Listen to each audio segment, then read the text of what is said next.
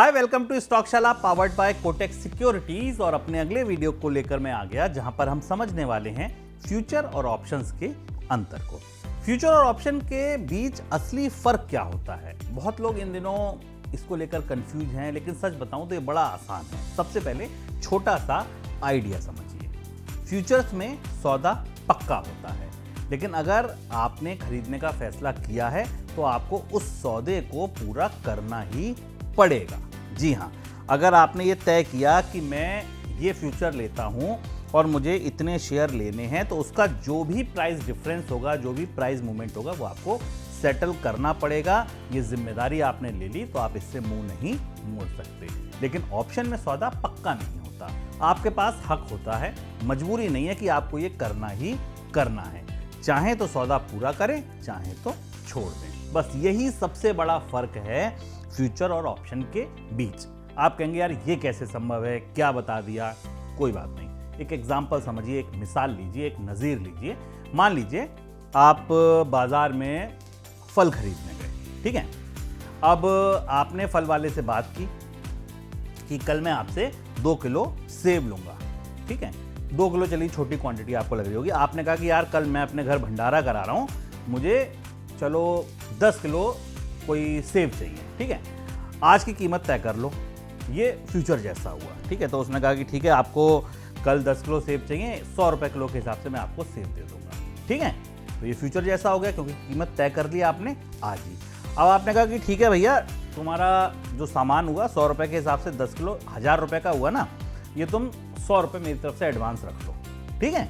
मुझे सेब चाहिए तो मैं आपको ये एडवांस दिया, ये मैं ले लूंगा। नहीं चाहिए तो पैसे गए मेरे। भाई यही तो होगा, क्योंकि अगर मैं पहले से तय कर रहा हूं कि ये 100 रुपए ले लो और मेरे लिए 10 किलो सेब मंगा के रख लेना, तो वो रख लेगा।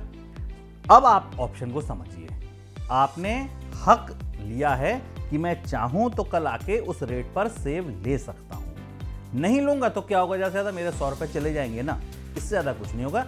जबरदस्ती मुझ पे कोई नहीं है कि कोई मेरे घर आके सेब पटक देगा कि तुम्हें तो लेने ही पड़ेंगे। वो वाली स्थिति है फ्यूचर्स की।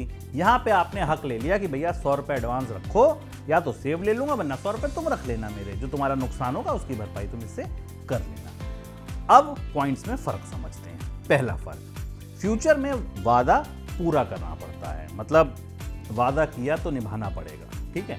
ऑप्शन में वादा निभाना या ना निभाना आपकी मर्जी। दूसरा फर्क, फ्यूचर में पूरा पैसा या मार्जिन देना पड़ता है। भाई ठीक है, आपको बड़ा सौदा आप कर रहे हैं तो वो आपको मार्जिन देना पड़ेगा। ऑप्शन में प्रीमियम देना पड़ता है। जो भी आपका छोटा मोटा प्रीमियम बनता है, जो फ्यूचर्स की तुलना में बहुत कम होता है, वो आपको देना पड़ेगा। बड़ा फायदा, नुकसान भी बड़ा, ये समझिए। फ्यूचर्स में फायदा अगर बड़ा है तो नुकसान भी बड़ा है। ऑप्शन में अगर आप खरीदार हैं तो नुकसान सीमित है, उस प्रीमियम तक जो आपने दिया है। इससे ज्यादा आपको नुकसान नहीं हो सकता। चौथा फर्क, फ्यूचर सीधा दाम पर चलता है, ऑप्शन समय समय पर उतार चढ़ाव के हिसाब से चलते हैं। कैश मार्केट में अगर कोई चीज 100 की चल रही है तो फ्यूचर में हो सकता है वो 103, 104, 105 की चले। बट जो प्रीमियम है वो टाइम के साथ, वो इवेंट के हिसाब से, वो बाजार में चलती उड़ती कीमतें के कई फैक्टर से काम कर सकते हैं। इसलिए थोड़ा टेक्निकल होता है, क्योंकि उसको समझना, ऑप्शंस के अंदर कई सारी चीज़ें मैंने आपको जैसे ऑप्शन वाली सीरीज में समझाई हैं, उसमें कई सारी चीज़ें होती हैं जो वो टेक्निकल होता है। फ्यूचर्स ऐसा नहीं होता है। टेक्निकल होता तो आप कहेंगे वो टेक्निकल भी समझा दीजिए। भाई कोटक स्टॉकशाला की तो खासियत यही है कि बात बिल्कुल क्लियर हो जाए। तो एक छोटा उदाहरण लीजिए। शेयर की कीमत 100 रुपए है, आपको लगता है आगे बढ़ेगा, फ्यूचर में क्या करेंगे जी, खरीद लेंगे। भाव 110 हुआ तो क्या बढ़िया, आपको 10 रुपए का फायदा हुआ। 90 आया तो नुकसान बड़ा भारी, क्योंकि 10 रुपए आपने लॉस कर दिए। और फ्यूचर का मान लीजिए लॉट साइज है 2000 शेयर का, तो आपको सीधे सीधे 20,000 का नुकसान हो गया। ऑप्शन में आप क्या करेंगे, आपको लगता है भाव ऊपर जाएगा, कॉल ऑप्शन लेंगे, कॉल खरीद लेंगे। भाव बढ़ा तो फायदा, अगर गिरा तो बस प्रीमियम गया, दिमाग शांत, खतरा सीमित। अंत में याद रखिए, सीधा सौदा, बड़ी चाल यानी फ्यूचर्स, लेकिन जोखिम भी बड़ा। अनुभवी लोग हैं जो उतनी रिस्क एपेटाइट रखते हैं, मैं नहीं रखता, तो मैं ऑप्शन में ही ट्रेड करूंगा, फ्यूचर्स में नहीं करूंगा।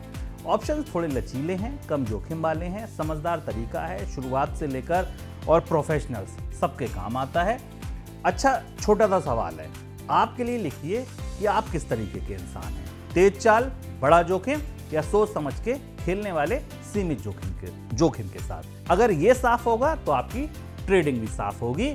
आप कितनी रिस्क एपेटाइट रखते हैं, किस तरीके के टूल का इस्तेमाल आपके लिए ज्यादा बेहतर है। चलिए आप ये एक्सरसाइज पूरी कीजिए, मैं अगले वीडियो की तैयारी कर लेता हूं और आगे समझते हैं कि फ्यूचर्स में मार्जिन क्या होता है और मार्जिन कॉल क्यों आती है। कई बार ब्रोकर फोन करके कहता है पैसा डालो वरना तुम्हारा सौदा कट जाएगा। भाई ऐसा क्यों होता है, फ्यूचर में मार्जिन होता क्या है, समझते हैं, समझाते हैं अगले वीडियो में। फिलहाल दीजिए इजाजत, नमस्कार। तो आप सिर्फ 5 मिनट में सीखिए स्टॉक मार्केट के बेसिक्स, टेक्निकल और फंडामेंटल एनालिसिस, ऑप्शन ट्रेडिंग और भी बहुत कुछ, वो भी बिल्कुल मुफ्त, सिर्फ कोटक स्टॉकशाला पर। Investments in securities market are subject to market risks. Read all the related documents carefully before investing.